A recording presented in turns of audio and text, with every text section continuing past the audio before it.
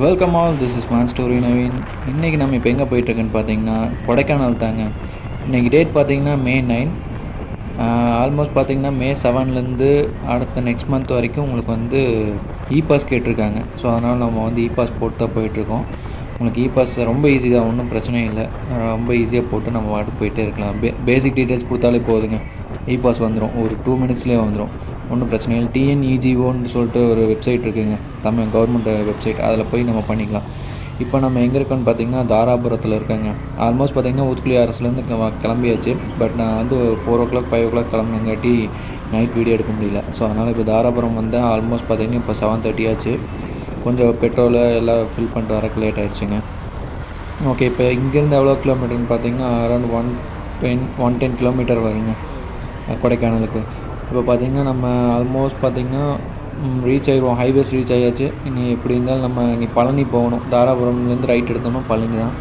பழனிக்கு எப்படி இருந்தாலும் ஒரு 1/2 hourல ரீச் ஆகிடுவாங்க. பழனிலேருந்து டேரெக்டாக அப்படியே நம்ம கொடைக்கானல் தான், ஹில்ஸ் ஏறிட வேண்டியதான். ஆக்சுவலாக பார்த்திங்கன்னா இன்றைக்கி நேற்றே நான் வந்து பாஸ் போட்டேன். பட் வந்து நம்மளுக்கு செட் ஆகலை நேற்று. அதனால் இன்றைக்கி தான் கிளம்புறோம். இப்போ வந்து நம்ம ஆல்மோஸ்ட் பார்த்திங்கன்னா போயிட்டுருக்கோம். கிளைமேட் சூப்பராக இருக்குங்க. நான் சீரியஸாக வந்து நம்ம வெயில் எல்லாம் போயிட்டு வந்துடும்னு நினைக்கிறேன். இப்போ வரைக்கும் வெயில் இல்லை. மேலே ஏறணும்னு சொன்னால் நம்மளுக்கு கொஞ்சம் கூலிங்காக இருக்கும். ஸோ நம்ம வந்து கரெக்டாக ஒரு 9:30 இல்லை 9 o'clock முன்னாடியே பார்த்திங்கன்னா நம்ம மேலே ஏறினா தான் கரெக்டாக இருக்கும். கீழே வேறு செக் பண்ணுவாங்க. என்கிட்ட வேறு பொல்யூஷன் சர்டிஃபிகேட் வேறு இல்லைங்க. பொல்யூஷன் சர்டிஃபிகேட் வேறு இப்போ எடுக்கணும். எடுத்துகிட்டு அப்படியே நம்ம மேலே ஏறிடும். பழனியில் இருக்கும் பொல்யூஷன் சர்டிஃபிகேட் சென்டர். அங்கே போய்ட்டு நம்ம எடுத்துகிட்டு அப்படியே கிளம்ப வேண்டியதான். இல்லாட்டி அதுக்கு ஒரு 500 ஃபைன் போடுவாங்க. சரி, ஓகேங்க. அப்படியே அடுத்த செட்டில் கண்டினியூ பண்ணுறேன். ஒரு 5 minutesல பார்த்திங்கன்னா நம்ம ரீச் ஆயிடுவோம் மெயின் இது. அதுக்கப்புறம் ரைட் எடுத்துகிட்டு அப்படியே போயிட்டே இருக்க வேண்டியதான். கொடைக்கானலில் பார்த்திங்கன்னா ஃபுல்லாக ஒரு 2 days முன்னாடி வந்து மழை பெஞ்சுன்னு சொன்னாங்க. நம்ம போகிறப்ப மழை பெஞ்சா நான் ரொம்ப நல்லாயிருக்கும். ஏன்னா ரொம்ப இங்கெல்லாம் ரொம்ப ஹீட்டு, நைட்டு தூங்க முடியாது. அந்த ரேஞ்ச் ஏசி இருந்தால் தான் தூங்க முடியும். அவ்வளோ வந்து ஹீட்டாக இருந்துச்சுங்க. சரி, நம்ம ஒரு 2 days வந்து நம்ம போய் ஜாலியாக ஒரு மலையில் ஆட்டம் போட்டு, கொடைக்கானல் போனாலே இப்படி இருந்தாலும் கூலிங்காக தான் இருக்கும். பட் வந்து நம்மளுக்கு கொஞ்சம் மழை நல்லா பெஞ்சுன்னா சூப்பராக இருக்குங்க. அதுக்கு தான் நம்ம போயிட்டுருக்குறோம்.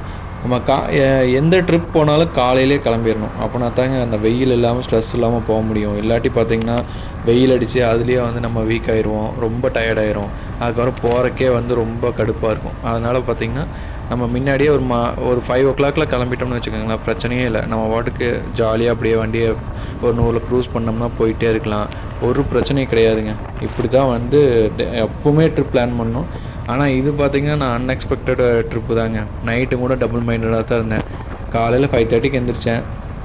அவ்வளோதான், அப்படியே கிளம்ப வேண்டியதானே கிளம்பிட்டேன். நீ ஆல்மோஸ்ட் பார்த்திங்கன்னா நம்மளுக்கு இன்னும் ஒரு 1.5 hours மேலே போயிடுவோம். மேலே ஹில்ஸ் ஏறிட்டோம்னாலே அவ்வளோதான், மஜா தான். இருங்க, இங்கே போர்டில் இன்னும் கொடைக்கானலுக்கு வந்து 100 kilometers போட்டிருக்கு. நல்லா தாங்க இருக்குது இந்த ரோடெலாம். இப்போ தான் புதுசாக ஒன்றும் ரெடி பண்ணுறாங்கன்னு நினைக்கிறேன். நடுவில் கோடெல்லாம் போட்டு வச்சுருக்காங்க. ஃபுல்லாக ரெடி பண்ணிட்டாங்க. இந்த லெஃப்ட் சைடில் பார்த்திங்கன்னா இதுதாங்க தாராபுரம் டவுனு. நம்ம அதை தான் க்ராஸ் பண்ணிகிட்ருக்கோம். ஆக்சுவலாக பார்த்திங்கன்னா பிரிட்ஜுக்கும் ஃப்ளைஓவருக்கும் 2க்கும் வித்தியாசம் இருக்குது தெரியுமாங்க. பிரிட்ஜுன்னு என்ன தெரியுமா? ஒரு வாட்டர் கிராஸோ இல்லை ட்ரெயின் கிராஸ் பண்ணுறதாங்க பிரிட்ஜு. அதாவது ஃப்ளாட்டான சர்ஃபேஸுக்கு கீழே ஏதாவது ஆப்ஜெக்ட் போகிறதோ வந்து தண்ணி போகிறதோ அதுதான் வந்து பிரிட்ஜுங்க.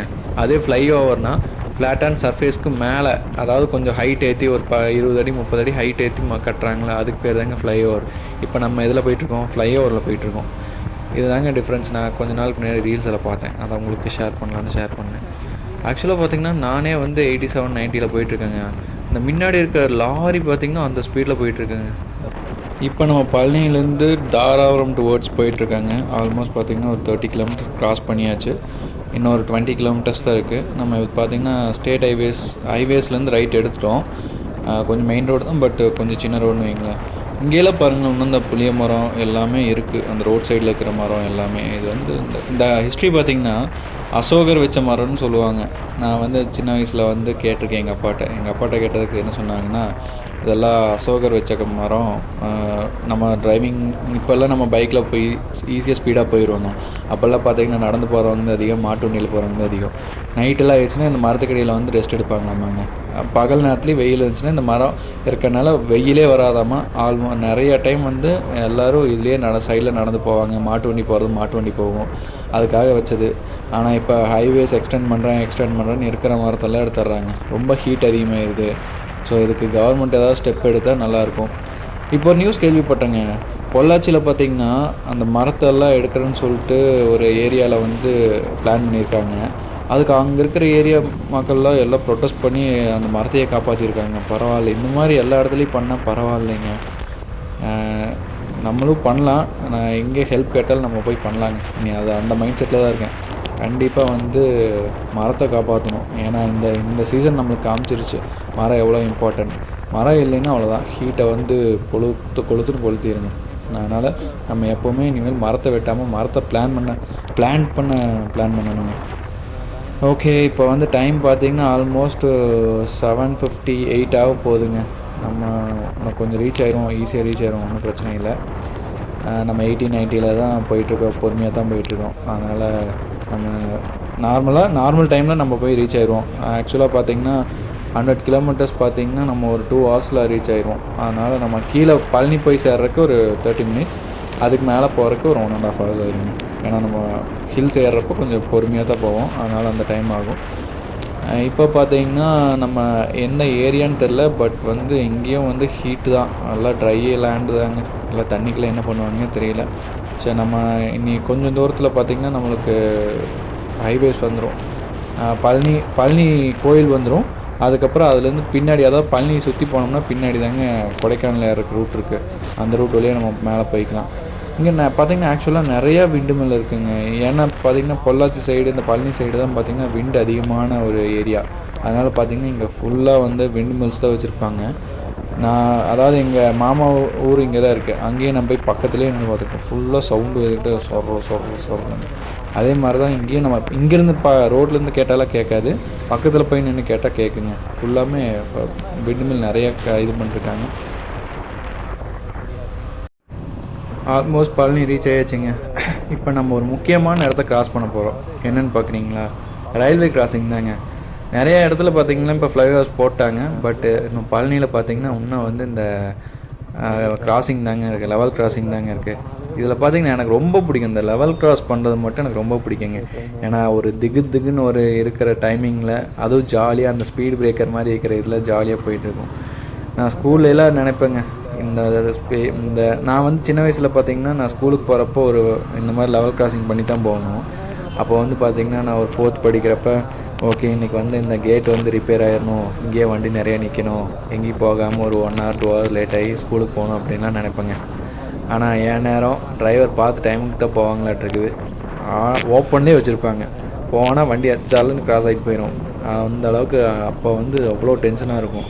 இப்போ பார்த்திங்கன்னா நம்ம பழனி இதுக்குள்ளே வந்தாச்சுங்க, சர்க்கிள்குள்ளே வந்தாச்சு. இன்னும் கொஞ்சம் தூரத்தில் பார்த்திங்கன்னா பழனி மலை தெரியும். இன்னும் கொஞ்சம் ஸ்ட்ரைட்டாக போனோம்னா ஒரு 4-5 கிலோமீட்டர்ஸில் பார்த்திங்கன்னா பழனி மலை தெரியும்.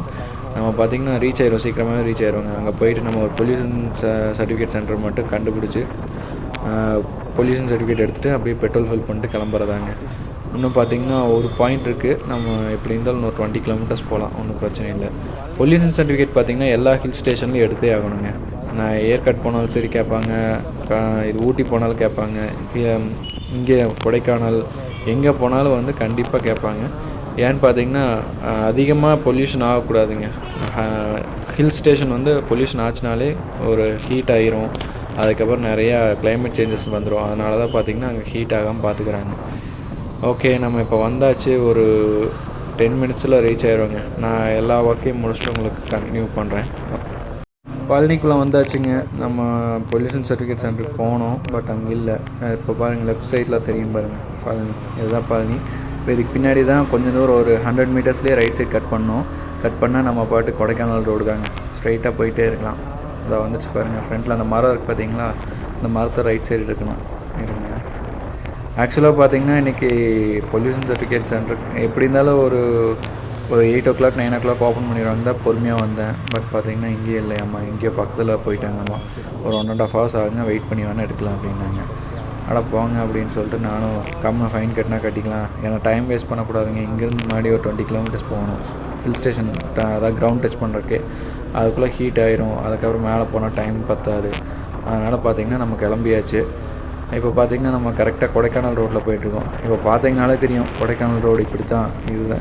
இது சீனை பார்த்தாலே கொடைக்கானல் ரோடு தான் தெரியும். ஏன்னா இங்கேயே ஃபுல்லாக புளிய மரம் எல்லா மரமுமே இருக்குங்க. ஓகே, அந்த கிளைமேட் அப்படியே சின்ன ஸ்லைட்டாக தெரிய ஆரம்பிக்குது. அப்படியே போனோம்னா ஜாலியாக இருக்கும்.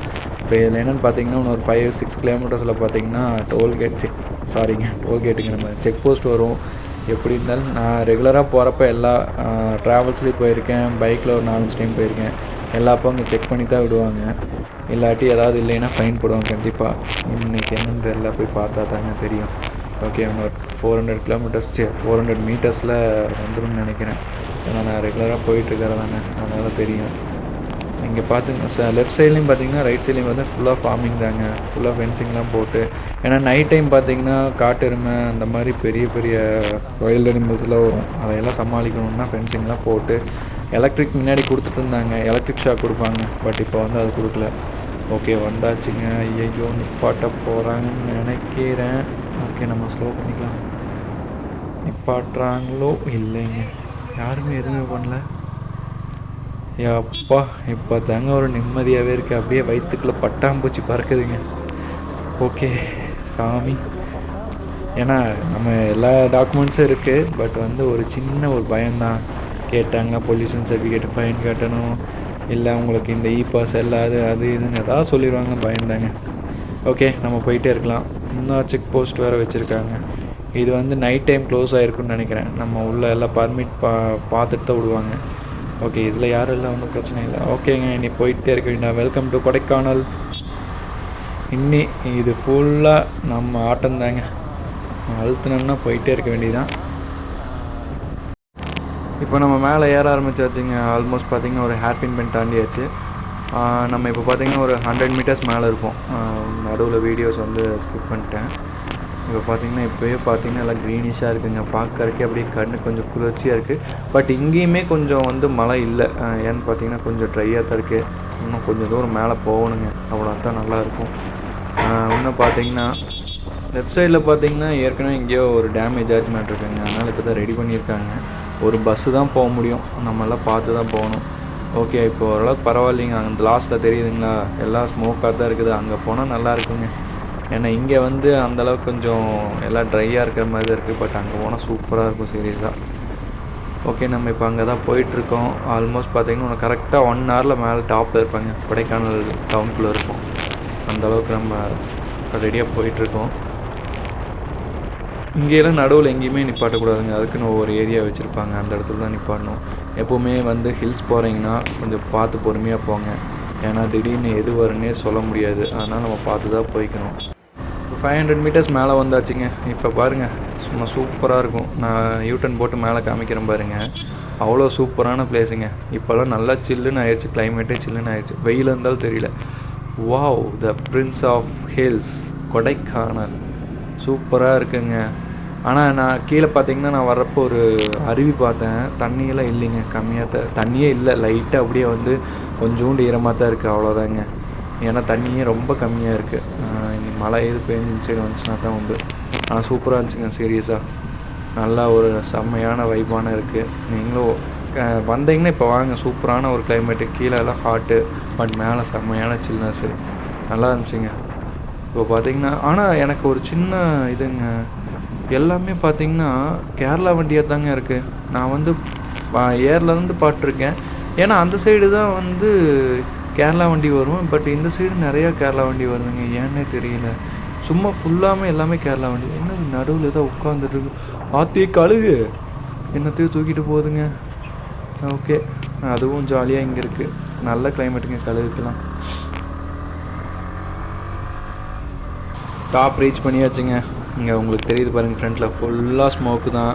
அந்த பைன் ஃபாரஸ்ட் வந்துருச்சு. இது பார்த்திங்கன்னா ஆக்சுவலாக கொடைக்கானலில் நம்ம ஃபஸ்ட்டு என்ட்ரு ஆகணும். ஓகே, கொடைக்கானல் பக்கத்தில் வந்தாச்சுன்னு ஒரு இண்டிகேட் பண்ணுறக்கு ஒரு கடை ஒன்று இருக்குங்க. லெஃப்ட் சைடு ஃபுல்லாக, ரைட் சைடு ஃபுல்லாக டீ கடை, அதுக்கப்புறம் பார்த்தீங்கன்னா ஃப்ரூட் ஷாப் ஃபுல்லாக இருக்கும். அது வந்தாலே ஓகே நம்ம வந்து இது வந்தாச்சு, ஓகே இந்த ஏரியா தாங்க. பாருங்க ரைட் சைடு ஃபுல்லாக இருக்கும், லெஃப்ட் சைடு ஃபுல்லாக இருக்கும். இந்த ஏரியா வந்தாலே ஓகே நம்ம வந்து கொடைக்கானல் பக்கம் ரீச் ஆயாச்சு